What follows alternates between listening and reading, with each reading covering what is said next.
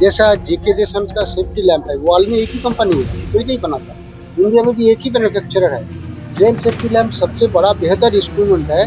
जब ये सब टेक्निकल ग्रेड नहीं आया था, इकोनॉमीटर ये सब नहीं आया था, फिर भी अभी भी हम लोग फ्लेम सेफ्टी लैंप को सबसे रिलायबल मानता है। दूसरा बैटरी हो गया ईवी, अभी बाद में पावर आएगा, हाइड्रोजन पावर भी आ जाएगा।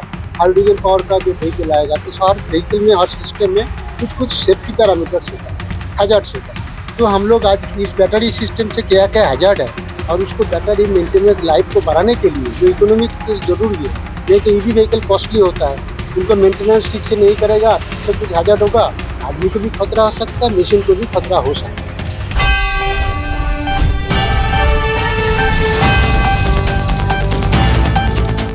नमस्कार, जोहार। आप देख रहे डयास न्यूज झारखंड। मैं हूं राधा। धनबाद में खनन क्षेत्र के भविष्य को लेकर बड़ा मंथन हुआ है।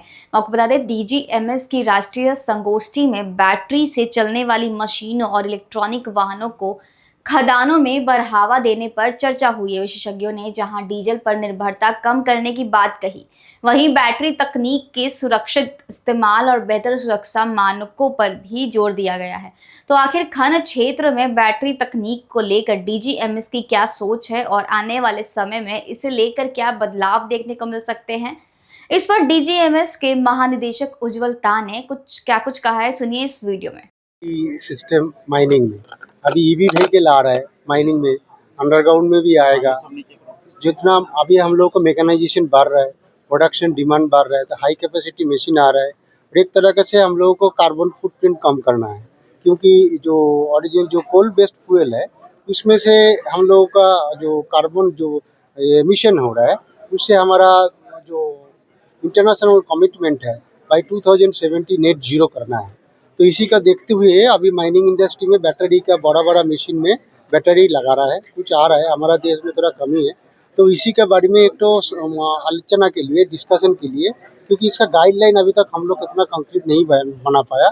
बहुत सारे बैटरी सिस्टम है, व्हीकल आ रहा है नया नया, जैसा लेड बेस्ड है, लेड एसिड बेस्ड, जो हम घर में इस्तेमाल करते हैं।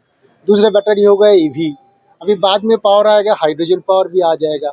हाइड्रोजन पावर का जो व्हीकल आएगा, तो हर व्हीकल में, हर सिस्टम में कुछ सेफ्टी पैरामीटर्स होता है, हैजर्ड्स होता है। तो हम लोग आज इस बैटरी सिस्टम से क्या क्या हैजर्ड है और उसको बैटरी मेंटेनेंस लाइफ को बढ़ाने के लिए जो इकोनॉमिक जरूरी है, नहीं तो ईवी व्हीकल कॉस्टली होता है, उनका मेंटेनेंस ठीक से नहीं करेगा, ठीक से कुछ हैजर्ड होगा, आदमी को भी खतरा हो सकता है, मशीन को भी खतरा हो सकता है।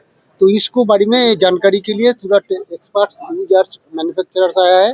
डीजीएमएस का एक डिलीवरेशन किया जाएगा, उसके बाद जो कुछ हमारा रिजल्ट निकलेगा, उसी से हम लोग गाइडलाइन फील्ड में माइनिंग फैटर्निटी के लिए इशू कर सकते हैं। इसी का मकसद है ईवी को इम्प्लीमेंट करने में। ईवी में इम्प्लीमेंट करने के लिए अभी अंडरग्राउंड में देखिए जो बड़ा मशीन आएगा, अभी इतना आया नहीं है, छोटा 2-4 कुछ व्हीकल चल रहा है। जो आ रहा है कि उसका सपोज बड़ा लेड बेस्ड होगा, तो उसमें H2S आ जाएगा, H2SO4 गैस हो जाएगा।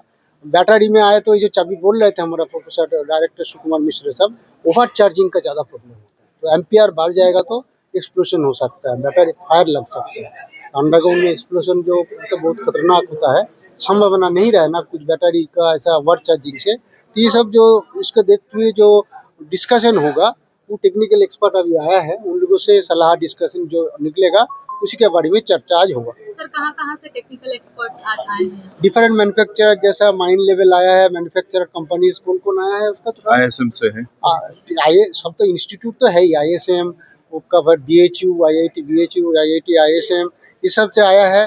और आया है मैन्युफैक्चरर डिफरेंट बड़ा जो बैटरी, जैसा एक्साइड, जैसा एमआरएन जो बैटरी मैन्युफैक्चर करता है, उन लोगों कंपनी से कुछ रिप्रेजेंटेटिव आ रहा है, हम लोग उसका बारे में ये चर्चा होगी।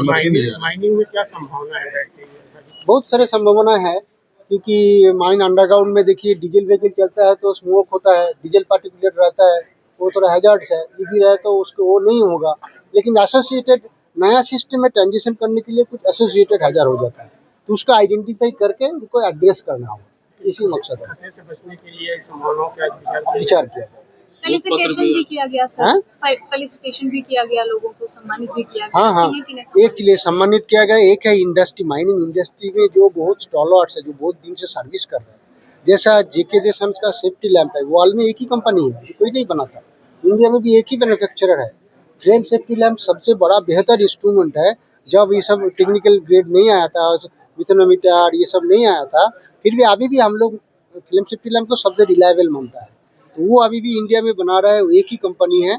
तो उसको इतना देश दिन के माइनिंग इंडस्ट्री को सेवा किया, सुरक्षित रखा माइनिंग एनवायरनमेंट को, माइनर्स को सुरक्षित रखने के लिए जो प्रयास किया, हम लोग उसी तरह प्रयास कर पाए, उसको सम्मानित करना है। जैसा नंदन मिलर कंपनी है, वो उसका जो केज सस्पेंशन गियर है, जो अंडरग्राउंड में जाने के लिए जो डोली होता है, उसमें जो सस्पेंशन गियर है, उनको मॉडिफाई करके इंडिया में आत्मनिर्भर भारत उन लोग बहुत दिन से बना रहा है।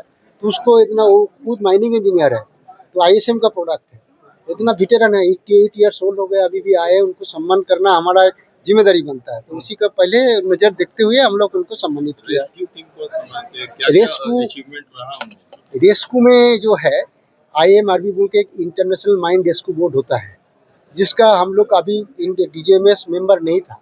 हम लोग इस साल में मेंबरशिप के लिए अप्लाई किया है, हम लोग को एसोसिएट मेंबर बना है। ये लास्ट 20-25 साल का पहले से बना हुआ है। Develop countries, Canada, south Africa, Australia, USA, China, Russia, ये सब बड़ा बड़ा कंट्री उनका मेंबर है। तो उसमें जो कंपटीशन होता है ना, रेस्क्यू कंपटीशन, पहले हम लोग कुछ स्टैंड नहीं कर पाते थे। तो हम लोग कुछ 2-3 बार मीटिंग करके हम लोग हमारा टीम को उद्बुद्ध किया, बोला आपको प्रोत्साहित किया। जैसा NDRF का लिए से ट्रेनिंग दिलाया, हमारा ट्रेनिंग जैसा पहले इतना नहीं था स्कीम, वो ऑडेकिंग का, रोप रीलिंग का, हम लोग इसको इंट्रोड्यूस किया टीम को, बोला आप लोग करिए। पहले खाली कंसोलेशन प्राइज लेने से नहीं होगा, थर्ड प्राइज नहीं होगा। चाइना फास्ट हो रहा है, दूसरा कंट्री फास्ट हो रहा है, हमारा देश को आगे बढ़ना है। तो इसी के प्रभुत्व तरफ उन लोग अच्छा फायदा मिला है। लास्ट दिस ईयर में जो फंक्शन हुआ था जामिबिया में, first time they have got first prize competing with all other advanced countries. This is a great achievement for our team. That's why we felicitate. Competition sir, ये seminar- international level पे international तो हर 2 साल में होता है, हर साल नहीं होता है। ये सर सेमिनार कुल मिलाकर खनन क्षेत्र अब पारंपरिक व्यवस्था से आगे बढ़कर इलेक्ट्रॉनिक और बैटरी आधारित तकनीक की ओर कदम बढ़ा रहा है। डीजल पर निर्भरता कम करने के साथ सुरक्षित और आधुनिक खनन व्यवस्था तैयार करना इस बदलाव का बड़ा लक्ष्य है। अब देखना होगा कि आने वाले समय में बैटरी चलित मशीनों में खदानों में कितनी बड़ी भूमिका निभाती है। और ऐसे ही तमाम खबरों के लिए देखते रहिए डायार्स न्यूज़। धन्यवाद।